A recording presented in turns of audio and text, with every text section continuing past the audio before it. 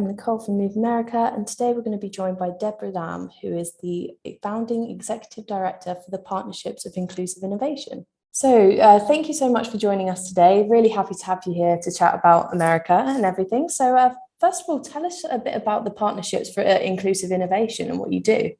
Yeah, thank you, Move America, for having me. So my name is Debra Lam, and I run the Partnership for Inclusive Innovation. The partnership is a statewide public-private partnership that invests in innovation solutions for shared economic prosperity. We're basically a cross between a foundation, like a funding intermediary, and a do tank or an action tank, because we have, on the ground programming with our investments. So we really think about how do you combine financial capital with social capital to really drive success and allow more innovators to enter the market, to really be part of the community, and obviously to improve the quality of life. Amazing. And so tell us a little about some of the projects you've got going on at the moment. Yeah, so we have projects that range from one of our pillars around community research, which is taking multidisciplinary applied research for community impact. So what is the community problem, whether it's transportation or housing or energy, and then thinking what the research and development, R&D from the universities can be done that not only could benefit the community and empower them so that they have access to critical R&D, but also advance the research because that gets implemented and they get feedback from the community. So we have projects like that. And then we have projects that really talk about, how best to democratize innovation. So, innovation isn't just for startups. We see innovation happening from nonprofits and small businesses and schools and local governments, and that they have a proven program or service that's ready to scale. We want to support that scale. And we have projects that range from ag tech to advancing rural healthcare, to looking at more inclusive entrepreneurship.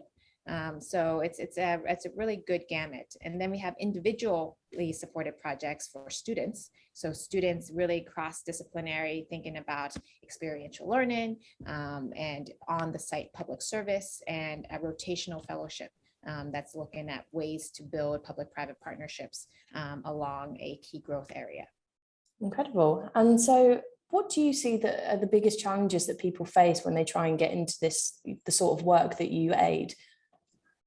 Yeah, I think it's about trying to reduce the barriers to entry that I might have said earlier. So, if you're within a certain sector or if you're within a certain geography, you might even be within a certain community, it might not be as easy to go across to different sectors, different communities, different geographies. So, we at the partnership think about how we can build a stronger and more inclusive ecosystem around innovation, and how we can form synergies around that would not only benefit the larger ecosystem, but would benefit each of these individual projects.